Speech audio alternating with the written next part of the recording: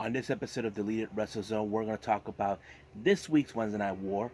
After Double or Nothing, AEW had many surprises, great matches that they had, and also NXT, the continuation in Group A for the interim NXT Cruiserweight Championship, and the cage match, or the Lions, and however you want to call it, between Thatcher and Riddle. So, all of that starts today on this latest episode of Deleted Wrestle Zone.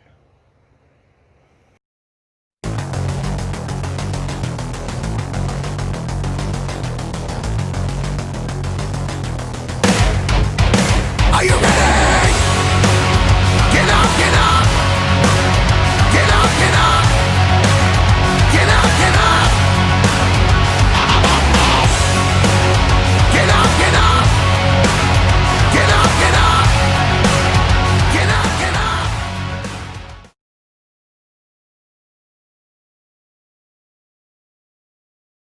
Hey everyone, this is J-Rod here. Welcome to the Deleted Wrestle Zone, all things pro wrestling such as AEW, NXT, New Japan, NWA, and many other promotions, all things pro wrestling of matches, wrestlers, you name it. Now, this week's Wednesday Night War, huge boost ratings from both promotions with AEW Dynamite and NXT. And all of that happened because of appearances that took place. Mike Tyson appeared on AEW's Dynamite this past Wednesday. And of course, there were some great matches and great stories that took place with NXT. So basically, the winner for this week will always be AEW. But NXT did pretty well for themselves. So let's talk about the viewerships from both sides. So AEW received 827,000 views with the rate of 0.32. So the boost from the previous week, it raised up 18%. As for NXT, they received about 731,000 views with the rate of 0.19, raising rising up to 23%. So basically, there were some great things that happened for both promotions. So basically, we can talk about what they did all day, but let's just start from start to finish with both promotions. So let's start with AEW.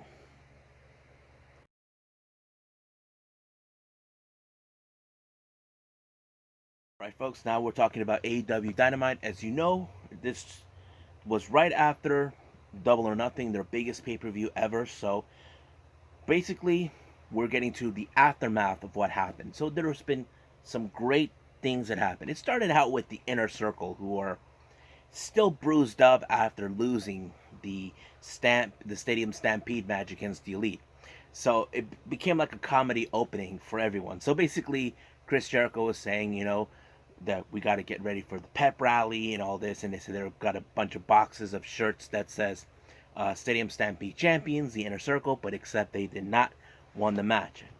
But apparently Santana kind of told them there were more shirts than they originally realized. So he told them there was this guy named Chico from this place, and of course Ortiz still disorient after Matt Hardy actually ring his bells, So he showed him a box, the truck full of shirts that he said that Chico gave him a badass deal. And Ortiz goes, "Wow, that's a lot of shirts." And Jericho looks like for him, it's not his day whatsoever. So basically, it's not starting great for the Inner Circle in the aftermath of the Stadium Stampede. So, well, that's how it ended for that. But the first match they started was interesting. It was a 6-man tag team match between Private Party and Joey Janela versus Matt Hardy and the Young Bucks, which they teamed for the first time. It started out with Matt Hardy, talking about what a great time he aligned himself with the Elite to defeat the Inner Circle. But Hangman said that he was going back to the hotel to have a drink, and of course Kenny was right behind him, saying that he has like a milk carts of milk with him. So they were both at a hotel while Matt and the Bucks and Matt Hardy were still together. But Matt Jackson told him if he can change to a different outfit. So you might stay closely. They kind of edited. I don't know how much they have, So it kind of went down where Matt shows up with the extreme days, oh, and then he shows up, tells him, no, no, no, can you switch to a different outfit before this image? And of course, he did that, and of course, it would jump in. So it became a six-man tag team match. It was great, great moments. Um, I enjoyed much of the match, how this was between Private Party and George Janela versus the Bucks and Hardy. Um, but at some point of the match, was Mark Quinn got hurt. He and Isaiah Cassidy jumped over the ring ropes, and he might have popped his knee or whatever it happened.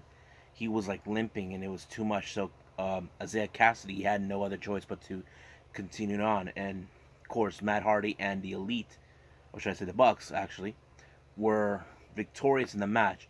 But Matt went up to check up on Mark Quinn to see how is he doing, because that shows sportsman-like conduct. But prior before the match ended, um, Nick got somehow tossed near the Butcher and the Blade. They were beating him up, and of course Matt decided to help out to And then once that match was over, the Butcher and Blade started attacking the Bucks. But out of the blue, here comes a familiar faces. We're talking about FTR, or we know them as the Revival. Cash Wheeler and Dax, or Hartwood, whatever you call them. So they basically arrived in this old school look car, and we don't know what was going on. We assume, because if y'all recall, for almost a year or two, they've been on social media. The Bucks have always demonstrated they are the best tag team in the world, and that's always been the argument between these two teams. Now, what appears that FTR were about to whip the Bucks' asses, but it didn't happen. They attacked the Butcher and the Blade, and it was like a neutral of respect between them. Now, it's still unclear why they showed up till now, because many fans like myself, and of course you guys, were saying, wait a minute, why they show up now? I mean, till now. But I think the general consistency varies other people. The Square Circle Cycle made a compelling argument. Maybe they want to save them until they start having actual fans being at the event. Maybe they just will show up just random locations in their street clothes. I think that's a perfect idea. Like, don't put them in matches just yet. Just have them make appearances, which is good. Something they could use. I think maybe that's the general consistency. Just introduce them. Just don't put them in the matches yet. But there is speculations that they could have FTR and the Young Bucks face them at Fyter Fest. Now, more information hasn't come out about Fyter Fest, but we'll see when that happens. And then we have Jon Moxley coming out, as always. He was on his way to the commentary, and he continues to retain his AEW World Championship. Now, we do know his opponent for Fyter Fest, and that person is Brian Cage. He was in a squash match against Lee Johnson, so we all know how that ended. Of course, Lee Johnson lost, but Taz made it perfectly clear that Brian Cage is a machine, that he's going to take that title from him and all this and that. And of course, Moxley's not afraid of anything. He's not afraid of any challenge that comes in his way. So he knows he has to prepare himself for a big match. So it is already been decided that it's going to be Brian Cage and Jon Moxley for the AEW title at Fyter Fest. And then we had Britt Baker, as you know. She was injured a week ago during a tag team match with Nyla Rose. She comes out saying that there's a conspiracy against her, saying that she's been injured many times before. I mean, she did have a concussion last year, then the broken nose, and now the knee. So she has this thing where it's like the rules of a role model, of being a role model. And rule number 3 she posts out, never hurt the role model. So basically she goes out. So she's saying Chris Statlander is a false alien conspirator, so is Hikaru Shida, Nyla Rose. But she pointed out a board that kind of instigating who was the mastermind when she got hurt. And all fingers she pointed at was Aubrey Edwards, our dear old referee, Aubrey Edwards. So I was like, what? I mean, I did look at some of the matches. There's no way Aubrey was involved in all of them. The one match when she had the concussion, which took place at Fight for the Fallen. She wasn't even in that match, you know. That was during the buy-in, but Aubrey Edwards. But she did state it. She will be back at All Out. So that's going to be in a few months' time. So we'll stand by on that. And then we have the Inner Circle that are still trying to get themselves pumped for the pep rally. But out of nowhere, Fresh Squeeze appeared. They're like talking and they're like, and of course Jericho goes, did he just do that? And apparently Jericho doesn't like it when someone makes an appearance on their time. So they did state it, they're going to do something about it.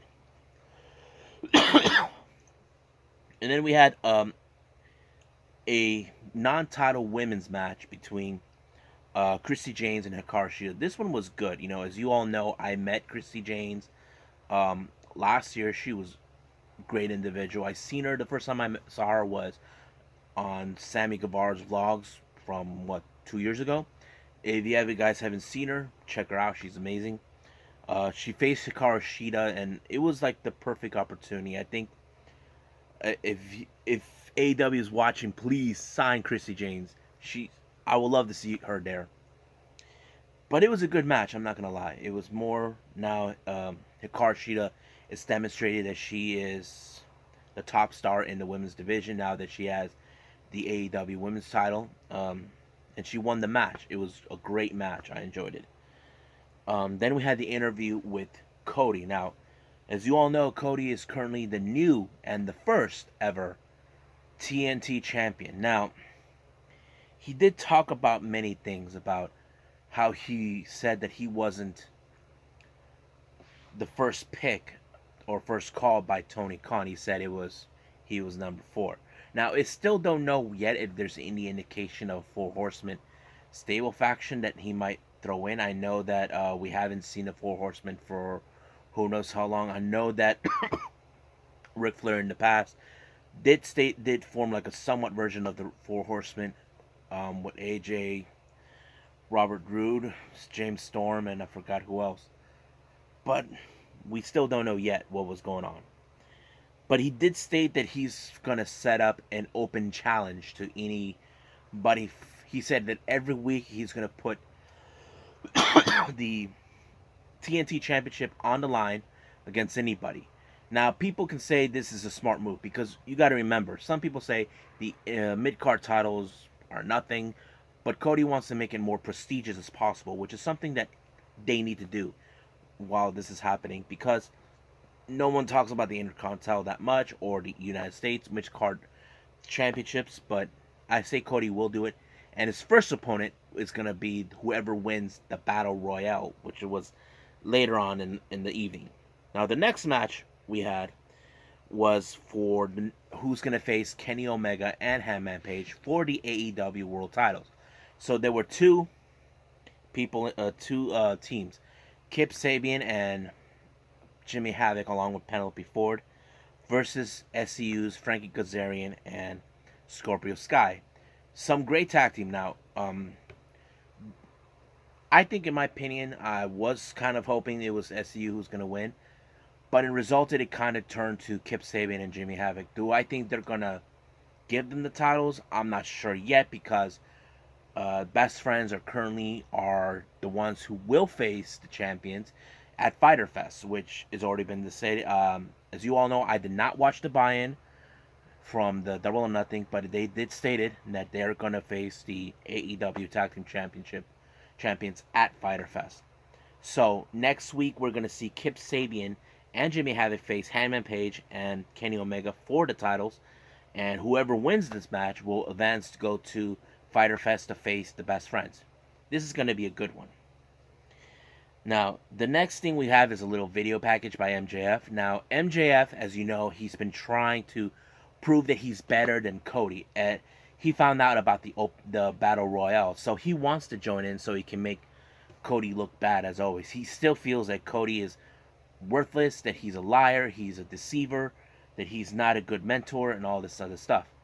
So apparently he did stated that Wardlow's going to be in it with him. So that's pretty much what's been going on with those guys. So Wardlow and MJF are in the Battle Royale. Now let's jump in with the Battle Royale. Uh, Once everybody got in, there was one more entry, and that entry was Orange Cassidy, but he was attacked by Santana Ortiz due to retribution for him interrupting the Inner Circle while they were being interviewed. But I'm gonna go from start to finish. Who got eliminated in what order? So it was Luther, Sonny Kiss, Colt Cabana, Peter Avalon, and Brian Cutler eliminated themselves at the same time. Christopher Daniels, Marco Stunt, Luchasaurus, and Billy Gunn at the same time. And then here comes the crucial part. Jungle Boy was supposedly he was the last one of the remaining guys, but MJF and Wardlow had him right there. And then here comes Orange Cassidy, which someone they forgot because we don't know what happened. MJF tried to wipe out Orange Cassidy with his diamond ring that he won from that Battle Royale last year, but he accidentally hit Wardlow, costing him an opportunity for the title. At the same time, MJF eliminated himself, and this became a good ending, which Orange Cassidy and Jungle Boy. But I was amazed how Jungle Boy actually eliminated Orange Cassidy. This is the same kind of move that Dragon Lee did in Ring of Honor last year, where he jumps onto Orange Cassidy, swing himself over the ring, and do a hurricanrana to ensure that Orange Cassidy goes first, and Jungle Boy hold on to the ropes. And now he's now the number one contender for the TNT Championship next week. So I'm excited to see where they're going to go with this. Now, finally, we go to the pep rally. As you know, they had the Jacksonville Jaguars cheerleaders and some members of the drum line there. Vicky shows up, as being the cheerleader, supporting Chris Jericho. If you guys know, in real life, she and Chris Jericho are good friends. She introduced every member of Inner Circle, starting from Hagar, Santana, Ortiz, Sammy, and of course Jericho. And they were throwing a lot of these things like how, okay, we're saddened that we lost, but we can't just keep beating ourselves over, that type of thing. And of course, everybody had some gifts passing around. Chris Jericho had something for Sammy because he got hurt at the double stampede. And what else happened? And then all of a sudden, someone stole the case of the bubbly. And out of nowhere, here comes Mike Tyson with his entourage. A couple of people who they failed to mention who they were. These are guys from the MMA or boxing sports. And Jericho has been demanding for Mike Tyson to apologize to him for sucker punching him 10 years ago. And this became a full-out brawl between both Tyson and Jericho. Now, this particular appearance, it kind of helped AEW get to how to say, be more recognized. Now, this is something that I have to agree with Square Circle Psychobabble. Now that Tyson is bringing more attention, what's going to happen afterwards? Like, who's going to step up? I mean, we already seen that with Stone Cold after the whole thing. Who's going to be the one who's going to step up right after Mike Tyson? So, this could be something that will work at both the short and long term if once Tyson is gone. And we don't know who's that going to be. I know Tony Khan is trying to figure that out. He's a genius. We cannot deny his brilliance on what he has contributed with AEW and also in the world of wrestling. So we just gotta wait and see, and stay tuned for more stuff that's gonna take place next week. I know there's the TNT Championship, the AEW Tag Team Championship, and I forgot what other ones, but I think that's about it. What we got for the AEW Dynamite. I think we're about to move on to NXT, so there'll be some good stuff to talk about. So I'll be right back, and we'll continue with this episode with NXT.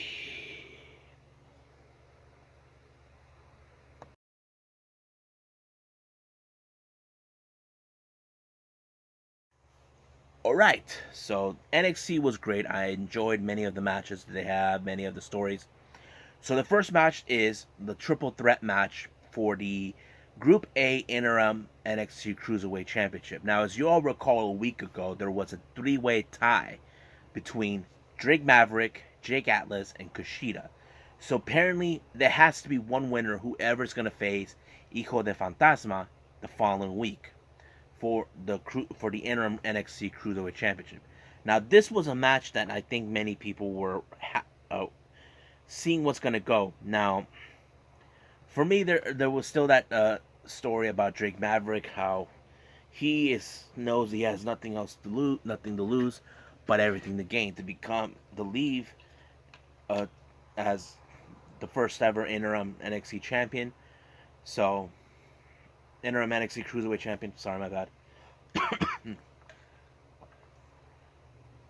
But it was great moments. Now, there was a weak spot that they put in for Drake where he was still injured from that armbar that he sustained during Kushida's match last week.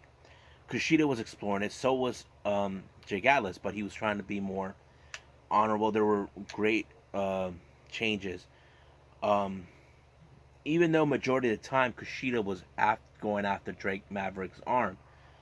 But the great moment happened is when Jake Atlas did the cartwheel DDT once, and then Kushida interrupted, and of course Drake Maverick he did something kind of insane.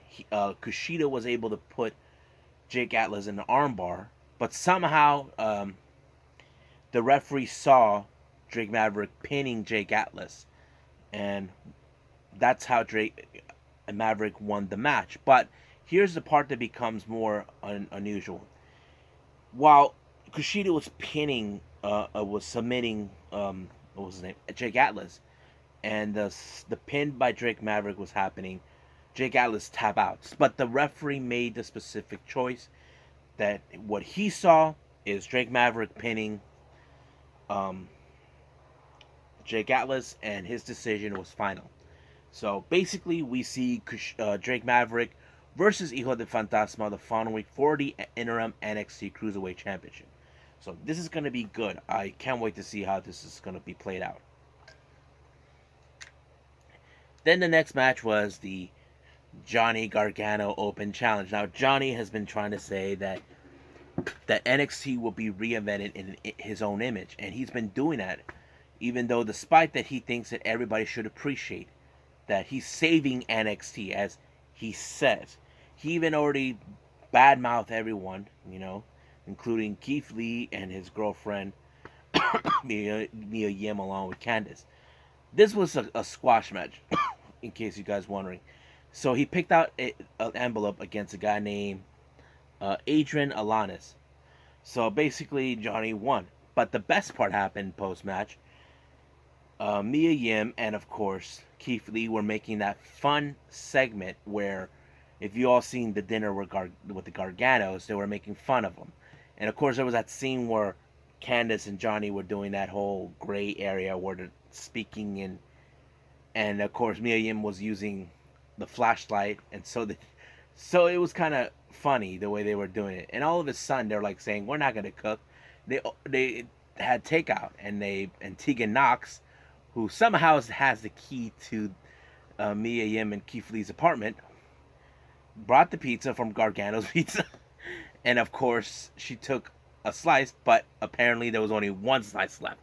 She ate most of it in her car on the way.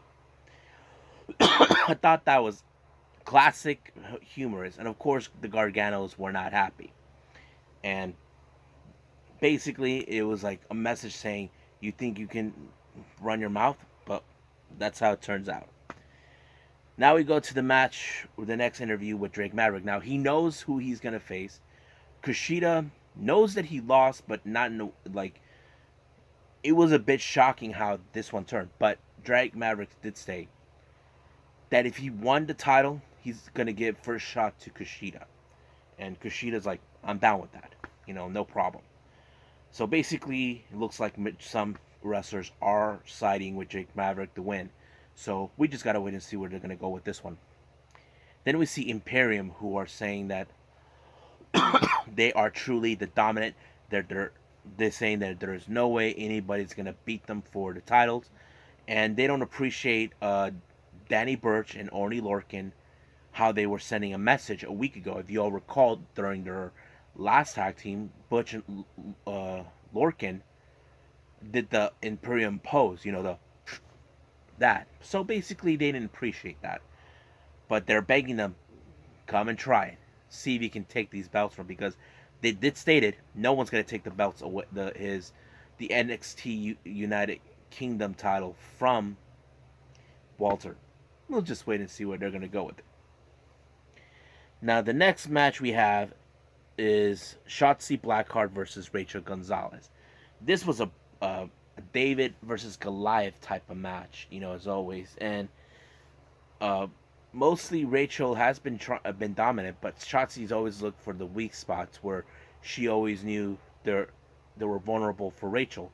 But there was a moment where Dakota Kai did try to get into Shotzi's little toy tank, try to mess with her head, but here comes Tegan Nox giving her the helping hand, knowing that she didn't appreciate what Dakota Kai was doing. While this was happening, trying to Tegan even the odds, here comes Candice LeRae, did not appreciate what Tegan did with the video with Keith Lee and Mia Yim. She feels like, I'm ashamed. You should be ashamed of yourself. Embarrass me like that. That's not the way to go. But Tegan, well, as we all know, they used to be friends with Candice, who's now being a self-loading person, thinking that they're the true faces of NXT.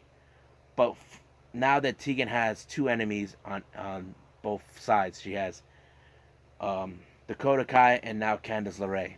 But because of this, because the referee had his back turned while Tegan was dealing with Candice, Dakota Kai got in the way and defeated Shotzi Blackheart. But I had that feeling that this feud is far from over.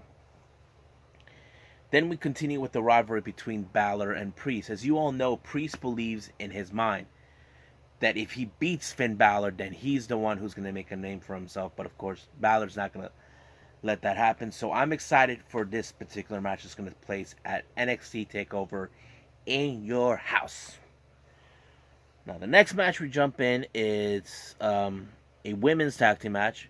The unlikely duo of Rhea Ripley and Io Shirai versus the Queen Charlotte Flair, the NXT Women's Champion, teaming with a mystery partner, and the mystery partner was Chelsea Green. Now, this was one of those best matches right here because you don't know what to expect. We know that Io Shirai and Ripley don't like each other because they both want the title so bad. Ripley lost it to Charlotte. Io wants to be the women's champion. And then we got on the other side Charlotte Flair, who's trying to send a message to the NXT women's roster. Then we got Chelsea Green, who thinks that she's more deserving of a title, but she cannot attack Charlotte because she's the queen. But as always, the match turned not so way. There were some mistakes made on Io and Ripley's match, but it turned into Charlotte and Chelsea Green winning the match. And I know this is far from over. Next week, we do see a triple threat match for the NXT Women's Championship between Io Shirai, Rhea Ripley, and Charlotte Flair. But here's the best part that happened. It appears that Chelsea Green fired Justin Roberts on the exclusive content they put on their website, and you can see on the YouTube. So basically, she no longer needs Justin Roberts' service, but Justin thinks she's playing around. I don't know, but it's going to be interesting where they're going to go with this.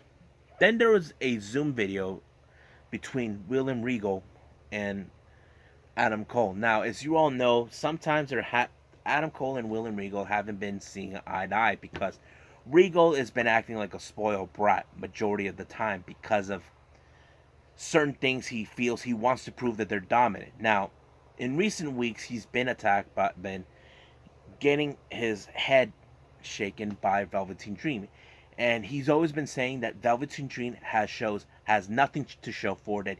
He's not even man enough or good enough to face him for the title. And of course, and Regal's been hearing all this crap all the time, saying, look, I'm sick and tired of you guys to celebrate, okay? What is it you want? I'm not messing around. So he's saying that he'll give Velveteen Dream another shot, but under one condition. If Velveteen Dream loses, he will not receive another title shot as long as he is still champion. So Regal kind of shook hands with the devil, as people would say, granted the stipulation. So basically, if Velveteen Dreams loses the match against Adam Cole, he will not get another opportunity as long as Adam Cole is still champion. So this is something similar that we've been seeing on many occasions. Then the next match we have a little video package which Danny Burch and Orny Lorcan. Now, if you follow NXT recently, Butch and Orny Lorcan, they both grew up in the streets. They're both fighters in their own right, and they have faced each other before as individuals, but they always found respect for each other due to the fact that they're the same. You got one guy from the UK, one guy from the US, put them together, they are one fighting team. And of course, I forgot who, they meet up at some place telling them that they deserve to get a title shot. They want to have an opportunity for the NXT Tag Team Championship. And I have to say, I'm digging Burch and Lorcan, and I feel they deserve to have an opportunity. But I hope they can find a way to beat Imperium, since Imperium has always been proven that they're dominant because of their style. So I'm excited for that. Now, the next thing we see is Leon Ruff versus Tommaso Ciampa. Now, as Tommaso Ciampa was walking up to the ring, Scarlett shows up. She was scouting on Tommaso Ciampa. It's still unclear what she's trying to do. She was like trying to see what he's made of. And of course, Tommaso Ciampa won. But Karrion Kross did state that, you're right, Ciampa, our match that's going to take place at TakeOver is going to be special. So basically, it's more like Kross is now seeing exactly what Ciampa was talking about. So this is going to be an interesting thing. So I can't wait to see it. It's going to take place at NXT TakeOver in your house. Now we jump into the main event. The cage match, aka the Lions Den, aka the Pit. However you want to call it. With special guest referee, you suck. You suck. You suck. You suck. Kurt Angle. Of course, we never get enough Kurt Angle as always. So he became the special guest referee. Now, there were other two refs, one outside, one on top of this area of the pit. Now, the match is consistent with both Timothy Thatcher and Matt Riddle. Now, here's the rules of stipulation they put on this match. You either win by knockout or submission. So basically, it's one of those regular type of MMA cage fighting type of matches that, you know, if you guys are fans of the UFC or Bellator, that type of thing, you know, it's kind of cool. And there was a moment in this one where Timothy Thatcher's teeth came out, his gums, and he was bleeding out. But Kurt called off for the doc to see how he's doing. Doc, of course, asked him, he's okay, but can he still fight? And Thatcher is showing much, fighting spirit that he is, that he can continue to fight. And this was like an element in the match where Matt Riddle, we all know Matt Riddle, he himself is an MMA fighter. And of course, he actually had some background in this type of thing. But Thatcher's a bit more similar to him. Not in MMA, but more of a catch wrestling. You know, if you guys understood that term. I will do a video on that, on catch wrestling, on one of our DWZ discussions down the line. So, but this match was intense, brutal. But of course, if you must know how this match ended, it ended with Timothy Thatcher winning in a submission move, and it was so crazy how this ended. Now, something else happened that the day after, should I say today, it appears that Matt Riddle is being called into the main roster. I think this loss must have been the stepping stone to ensure that now he's being called into the main roster. Originally, there were people assuming that he would go to Raw because he's good friends with Paul Heyman. But apparently, it's not the case anymore. It appears that there is some backstage heat between both Riddle and Brock Lesnar. Brock did state it. He will never work with the guy. And Riddle has always been a guy who's always been honest that he wants to be the guy to retire Brock. Brock sees it as a joke, or like, yeah, keep dreaming, kid. That's what he thinks. So it appears that Matt Riddle is going to go straight to SmackDown. So with this loss, that could mean maybe a good thing or a bad thing. I don't know, because we all know what happens when you go to the main roster. I mean, it's going to be sad to see Riddle go, but I'll just see what's going to happen once we get there. I don't know if it's going to happen this Friday, but I'll let you guys know when that happens. So basically, it was a good show. I'm not going to lie, even though they did not win this Wednesday. But it was a good show. I enjoy every match, every moment that they have. But, can't wait to see what's going to happen next week. So I hope you guys enjoy this episode of Deleted WrestleZone talking about this week's Wednesday Night War.